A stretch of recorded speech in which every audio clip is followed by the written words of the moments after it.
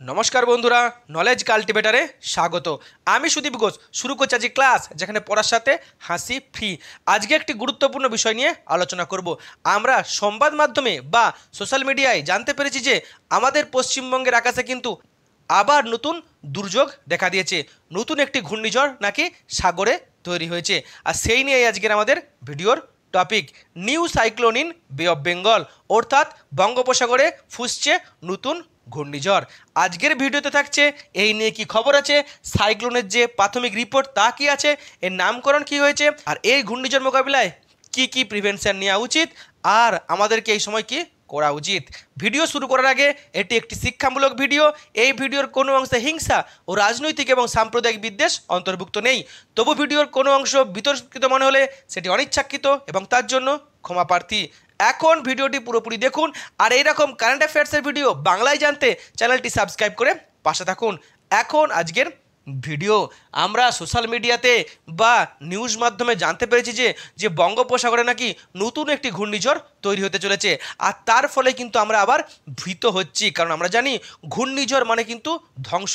আর বারবার আমাদের পশ্চিমবঙ্গের বুকে কিন্তু একাধিক ঘূর্ণিঝড় কিন্তু আমাদের রাজ্যের মানুষকে যে জীবনযাপনকে তছনছ করে দিয়েছে, আর সেরকমই কিন্তু একটি ঘূর্ণিঝড় নাকি আবার তৈরি হতে চলেছে, যা খুবই বিপজ্জনক ঘূর্ণিঝড়। আর আমরা জানি যে মে মাস চলছে, মে মাসের ঘূর্ণিঝড় মানেই কিন্তু আমাদের জন্য একটা বিরাট বড় ভয়ের ব্যাপার।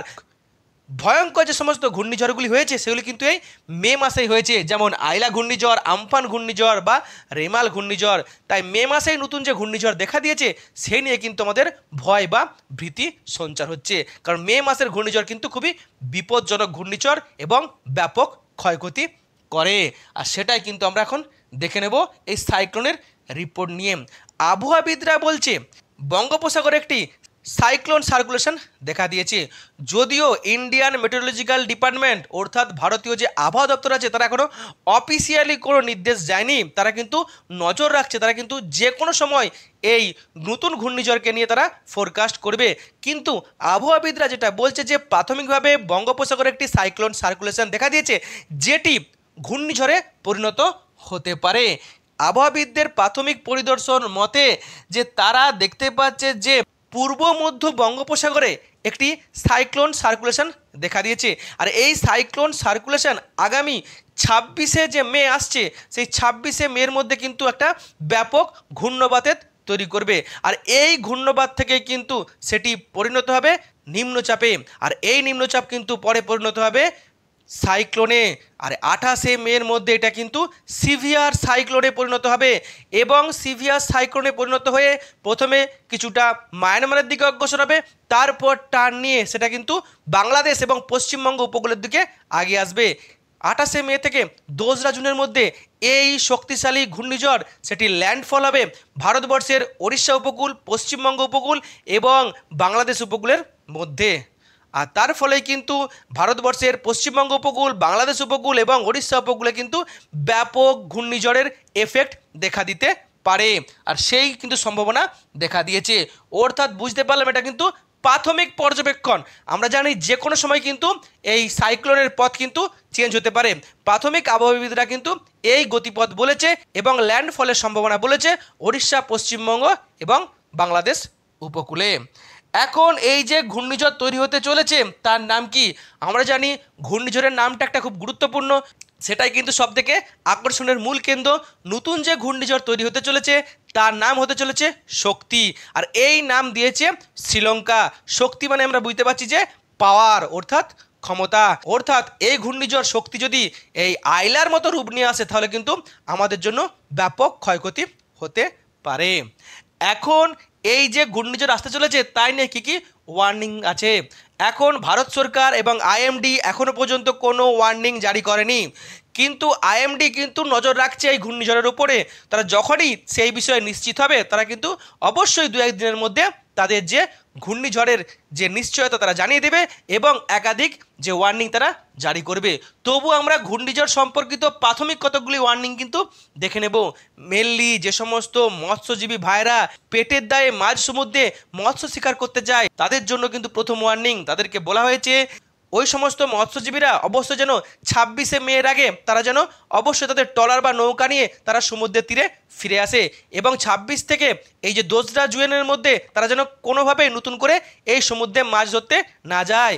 শুধু তাই নয়, এই মৎস্যজীবী ভাইদের যে সমস্ত ট্রলার বা নৌকা আছে সে সমস্ত ট্রলার বা নৌকাকে যেন অবশ্যই নিরাপদ স্থানে বেঁধে রাখা হয়, না হলে কিন্তু ঘূর্ণিঝড়ে বিপদের সম্মুখীন হতে পারে। আর মৎস্যজীবী ভাইদের পরে কিন্তু আছে কৃষক ভাইরা। কৃষক ভাইদের কিন্তু ব্যাপক ক্ষয়ক্ষতি হয় এই প্রাকৃতিক বিপর্যয়ে। তাই কৃষক ভাইরা যেন অবশ্যই 26শে মের আগে তাদের মাঠে যে সমস্ত ফসলগুলি আছে, সে তিল, বাদাম কিংবা ধান কিংবা সবজি, অবশ্যই যেন সেই সমস্ত ফসলকে কেটে গুদামজাত বা খামারে নিয়ে চলে আসে, নিরাপদ স্থানে রাখে, কিংবা জমির যে সমস্ত বেড়াগুলি আছে সেই বেড়াগুলিকে শক্তপোক্ত করে বেঁধে রাখে এবং যেন জল নিকাশি ব্যবস্থা ভালো করে রাখে। তার সাথে এই সময় কিন্তু ব্যাপক ফলের উৎপাদন হয়, আম, লিচু, এই সমস্ত আম লিচু যেন কৃষকরা আগের থেকে তুলে গুদামজাত করে রাখে। এরপর হচ্ছে ঘূর্ণিঝড়ের সবথেকে সমস্যায় কারা পড়বে? যারা উপকূলবর্তী অঞ্চলের মানুষেরা আছে। উপকূলবর্তী অঞ্চলের মানুষেরা সরকারের নির্দেশ মেনে অবশ্যই যেন তারা তাদের যে উপকূল সংলগ্ন যে বাড়ি আছে সেই বাড়ি বা দুর্বল বাড়ি ছেড়ে অবশ্যই সরকারের স্কুলে বা সাইক্লোন সেন্টারে যেন আশ্রয় নেয়। তার সাথে নিজেদের যে সমস্ত সম্পদ আছে, যে বাড়ি কিংবা যে কৃষিজ ফসল বা গৃহপালিত পশু, তাদেরকে যেন অবশ্যই নিরাপদ স্থানে রাখে এবং শক্তপোক্ত করে বেঁধে রাখে। এরপর সমুদ্র সৈকতে যে সমস্ত পর্যটকরা যায়, আমরা জানি এই সময় কিন্তু পশ্চিমবঙ্গের দীঘা, মন্দারমণি কিংবা উড়িষ্যার পুরীতে প্রচুর পর্যটকরা যায়। এই সময় যেন পর্যটকরা না যায় সরকারের নির্দেশ মেনে, এবং যারা অলরেডি যাওয়ার প্ল্যান করেছে তারা কিন্তু ওই সময় প্ল্যান ক্যান্সেল করতে পারে, কারণ এই সময় কিন্তু ট্রেনও অনেক ক্যান্সেল হতে পারে। আর এই সময় কিন্তু সমুদ্রের তীরে না যাওয়াই ভালো বা সৈকতে না যাওয়াই ভালো, এখানে কিন্তু বিপদ বাড়তে পারে। আগের বারে আমরা দেখেছিলাম এক শ্রেণীর মানুষ তারা নাকি স্পেশালভাবে এই সাইক্লোন দেখার জন্য উড়িষ্যার পুরীতে গেছে।